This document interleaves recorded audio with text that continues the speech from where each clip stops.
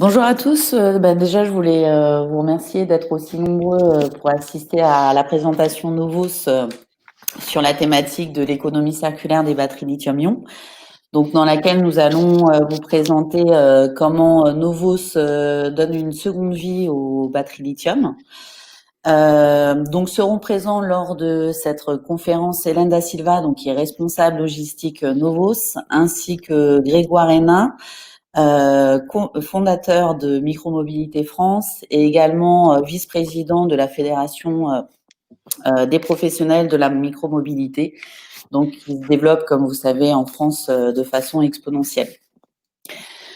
Donc tout d'abord, sur Novos, donc Novos a été créé en 2019 par 4 cofondateurs experts de batteries lithium, donc expertise en conception, en production, en conformité et en recyclage, ayant pour 3 d'entre nous développé et produit des batteries lithium pour des applications industrielles.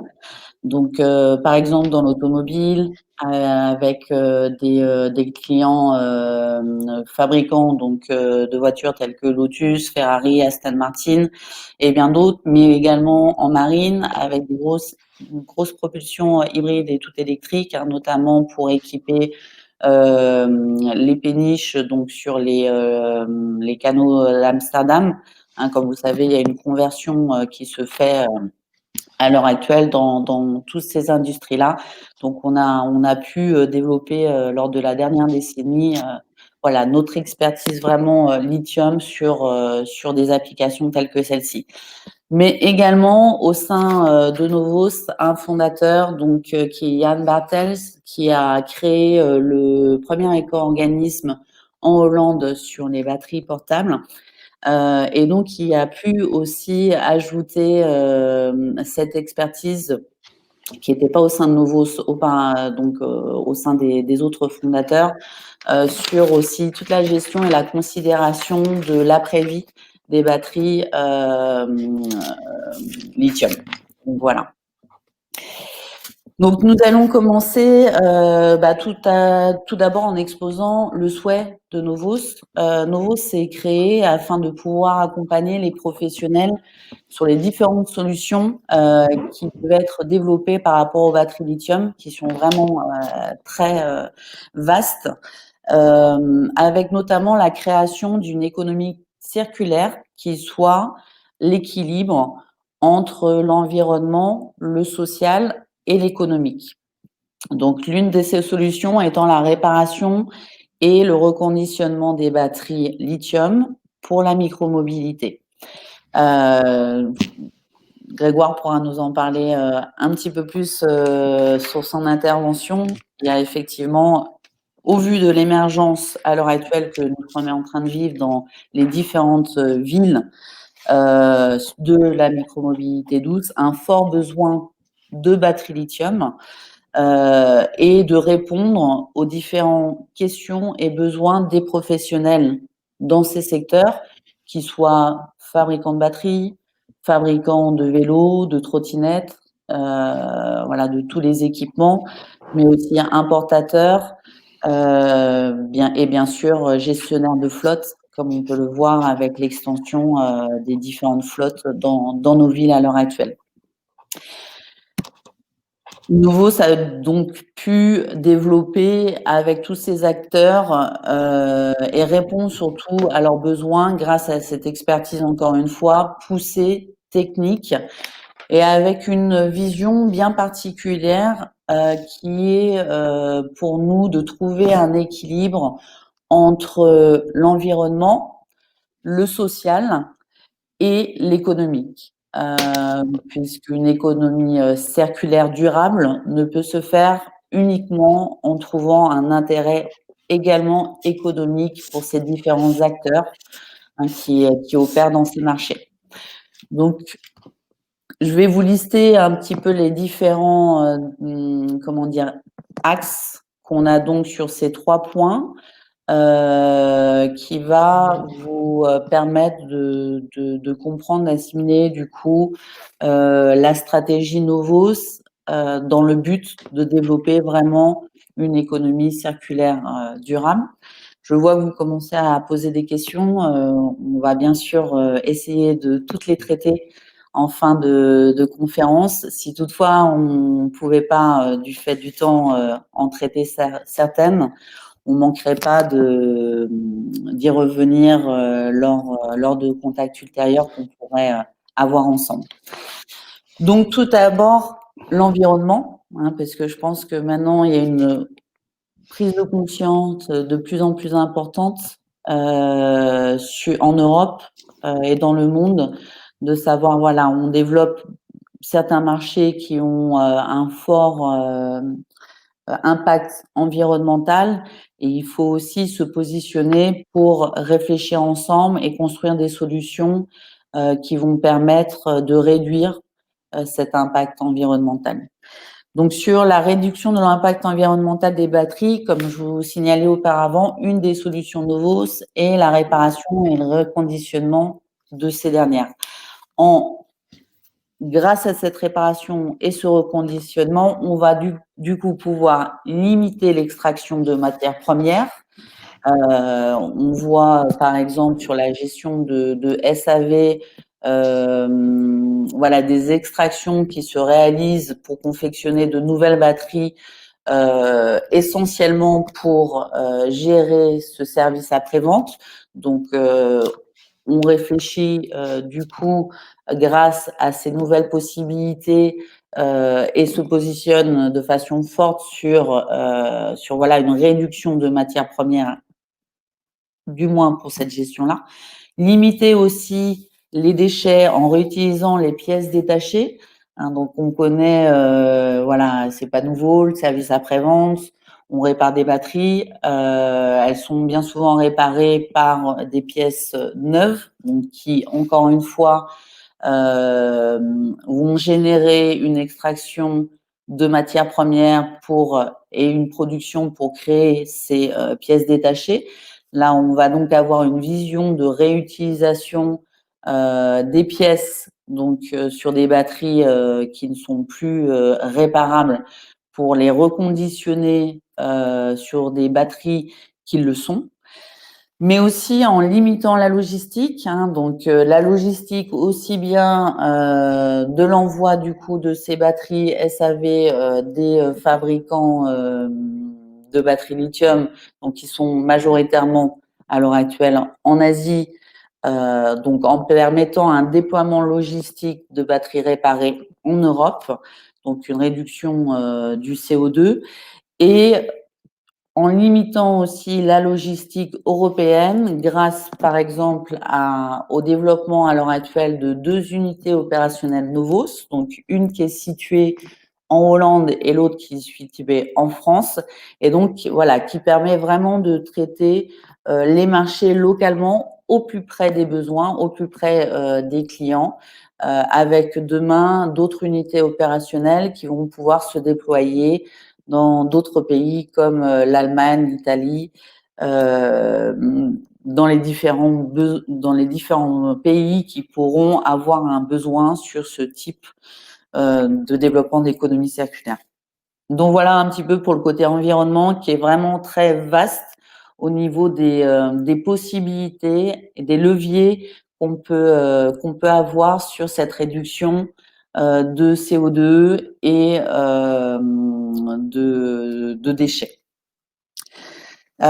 Socialement, donc c'est aussi un point très important pour Novos, puisque Novos c'est aussi une société en autogestion qui permet donc le déploiement de tout plein de compétences au sein de notre activité. Donc social parce qu'on se met encore une fois à proximité de nos clients, donc en s'adaptant à chaque culture, à chaque besoin, comme je vous l'indiquais auparavant, avec 2 sièges européens, un en Hollande, un en France et en 2021 un autre en Allemagne. Et également sur la création d'emplois, du coup, sur les marchés qui nous permettent de développer cette économie circulaire avec voilà, une importance toute particulière pour Novos, voilà, de créer l'emploi dans ces marchés locaux et demain, probablement aussi régionaux par rapport à nos partenaires qu'on pourra développer en France, par exemple. Donc voilà. Pour le dernier point, donc il y a un point important, c'est l'économique, hein, comme on vous indiquait au tout début. L'économie est pour nous un axe vital pour l'économie circulaire durable. Donc avec la réduction des coûts SAV grâce à un partenaire local. Donc, ces professionnels vont pouvoir vraiment réduire énormément leurs frais logistiques et de traitement SAV. L'augmentation aussi de la satisfaction client, hein, puisqu'on va pouvoir être plus rapide et apporter vraiment les compétences Novos globales localement.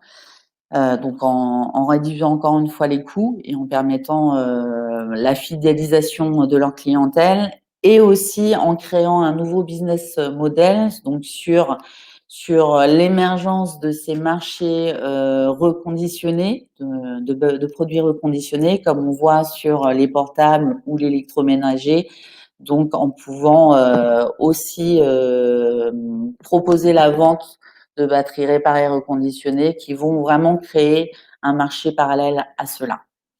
Donc voilà, j'ai fait un petit peu le tour assez rapide, hein, c'est plutôt court, 15 minutes pour parler de tous ces points-là, mais je voulais surtout faire intervenir Grégoire Hénin, donc comme je vous indiquais, sur en gros, quels sont les besoins de la micromobilité et quels ont été pour lui, depuis nos partenariats, les gains que la réparation et le reconditionnement ont pu lui apporter. Grégoire, je te donne la parole. Merci beaucoup, Ambre. Bonjour à tous. Donc, je suis très heureux d'intervenir aujourd'hui pour vous partager un peu alors mon expérience en tant qu'entrepreneur au niveau avec la société Micro et également ma vue du marché de la micromobilité en tant que vice-président de la FP2M. Il s'est vendu l'année dernière un peu plus de 480 000 trottinettes électriques, si on parle que des trottinettes électriques, en France, et on estime qu'il y a entre 1 million, 1,5 million de trottinettes électriques et 2 DPM, d'engins de déplacement de personnel motorisé aujourd'hui en France. Donc ça fait beaucoup de batteries sur le marché et ça fait beaucoup de produits qu'il faut à un moment maintenir parce qu'on est vraiment dans de la mobilité. Et dans cette mobilité, doit permettre aux usagers au quotidien de pouvoir se déplacer. La batterie en fait vraiment l'élément critique de ces produits-là. Et au niveau de Micro, c'est quelque chose qu'on a au cœur de notre stratégie, la réparabilité, en tous les cas, est au cœur de notre stratégie depuis le début et la création de Micro il y a un peu plus de 20 ans en Suisse. Quand je vous dis que c'est au cœur de notre stratégie, aujourd'hui, rien qu'en France, nous avons un peu plus de 20 000 pièces détachées disponibles en stock sur l'intégralité de nos produits. Alors, on fait des produits pas forcément qu'électriques, on fait des produits également mécaniques pour les enfants et pour les adultes, tout autour de la trottinette. Mais c'est vraiment, pour nous, depuis le début, une proposition forte qu'on apporte auprès de nos clients et qui est vraiment au cœur de notre stratégie de développement et une stratégie de développement de marque. Quand on a pu rencontrer Novos et faire un partenariat avec eux, c'était devenu vraiment comme une évidence pour nous dans notre approche de conscience et dans notre plan RSE de pouvoir apporter une nouvelle brique qui est dans la réparabilité des batteries. À deux aspects, d'un point de vue déjà économique, avoir, comme l'a expliqué Ambre, des batteries qui sont recyclées, ça nous permet d'avoir une disponibilité beaucoup plus rapide par rapport à les différents fournisseurs qu'on peut avoir en Asie sur ces batteries-là, d'avoir des batteries qui sont également analysées et remis sur le marché de qualité, parce qu'il y a une garantie quand même de 6 mois qui est apportée sur ces batteries-là. Et ça nous permet d'avoir une proposition finalement également économique à nos clients quand on est sur du SAV qui est hors garantie, de pouvoir leur proposer également une batterie un peu moins chère qui leur permettra d'avoir une durée de vie plus importante pour leurs produits si jamais ils ne veulent pas repasser sur une batterie neuve. Donc on complète finalement notre offre avec des produits qui sont des batteries finalement qui ont un intérêt fortement économique, qui nous donnent une image une conscience et une image importante en termes de réparabilité, et on ne jette pas une trottinette micro, on la répare, notre moto. Et également l'idée de pouvoir confier 50 batteries à Novos et d'en récupérer entre 30 et 40 réparées, ça nous permet aussi de dire qu'on aura ça en moins jeté aujourd'hui, qui sont des métaux rares, enfin en tous les cas des matériaux rares qui seront mis au rebut demain. Donc vraiment ce que je voulais passer comme message aujourd'hui très rapidement en termes d'expérience, c'est un peu ce qui a été expliqué par Ambre, c'est le triple avantage concurrentiel qu'on peut voir à faire de la batterie recyclée, déjà dans le développement RSE de l'entreprise, en image et dans la communication qu'on peut y apporter autour de ça, et l'aspect également économique et d'avoir une solution plus économique et plus rapide pour les disponibilités des batteries. Super, ben merci beaucoup Grégoire pour ton intervention. Donc, on a une question. Hélène, est-ce que tu peux nous lire la question pour qu'on puisse y répondre? Oui, bien sûr. Alors, la question qu'on a eue, donc, c'est qu'est-ce qui fait le caractère différenciant de votre approche au plan technologique? Avez-vous des procédures spéciales, des moyens de séparation qui permettent de mieux et de plus valoriser les éléments des batteries? Alors, effectivement, alors le caractère différenciant, bon, il est déjà sur notre expertise, comme je vous l'ai l'indiqué auparavant, parce qu'on a aussi conçu des batteries lithium, donc c'est vrai qu'on a un regard attentif et qualitatif sur ces différentes batteries qu'on va recevoir. Il est aussi sur les remontées qu'on va faire à nos clients, aussi bien sur demain, sur l'éco-conception, donc demain, comment améliorer la réparabilité de ces batteries-là. Donc, c'est des choses qu'on travaille énormément avec nos clients et notamment avec les fabricants de batteries. Hein, donc, toujours d'aller dans cette recherche de durabilité sur la réparation des batteries.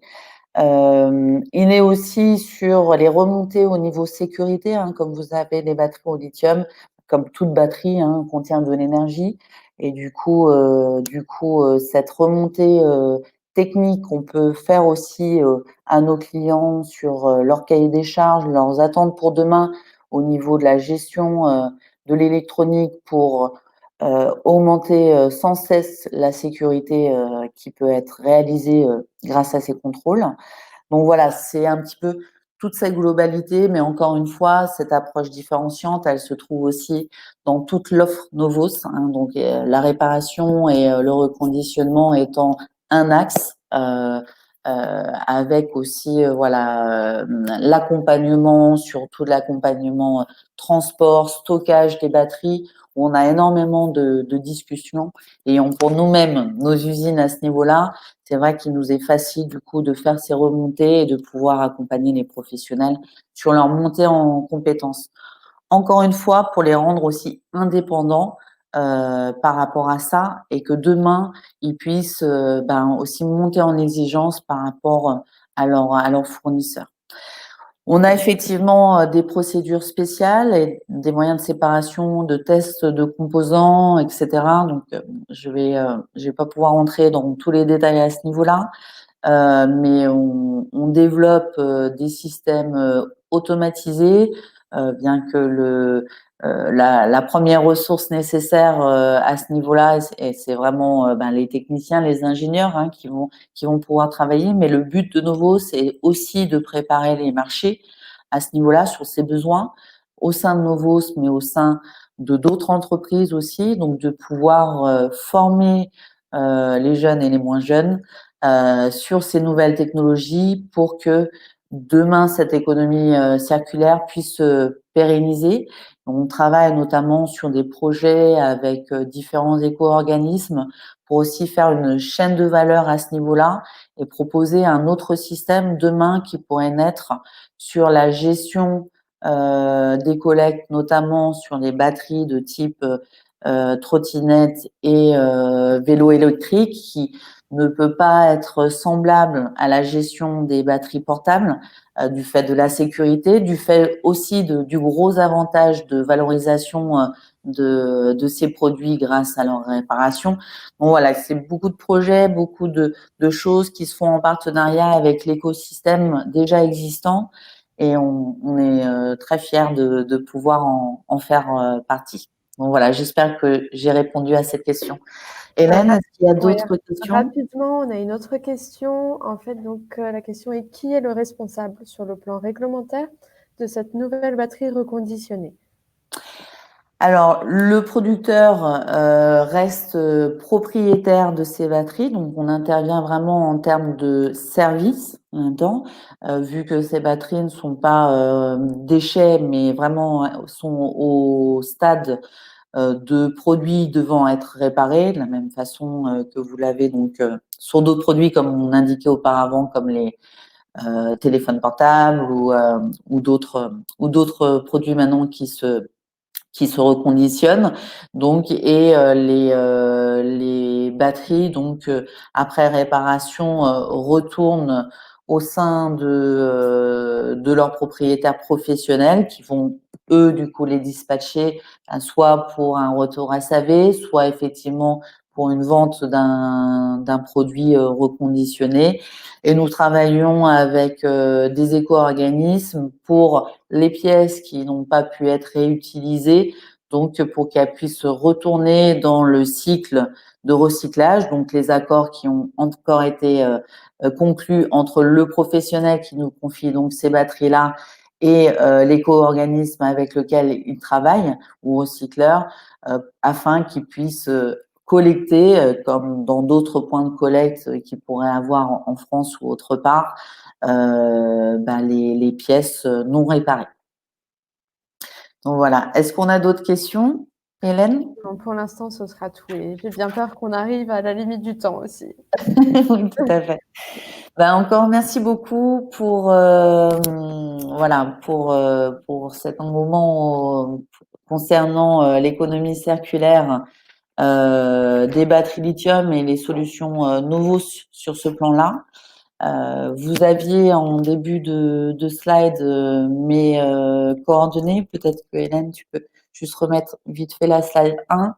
Je vous invite à m'écrire, à m'appeler, afin qu'on puisse échanger si voilà, vous voyez des synergies possibles ou si tout simplement vous avez envie de discuter de certains points. C'est avec plaisir qu'on pourra y répondre. Merci beaucoup.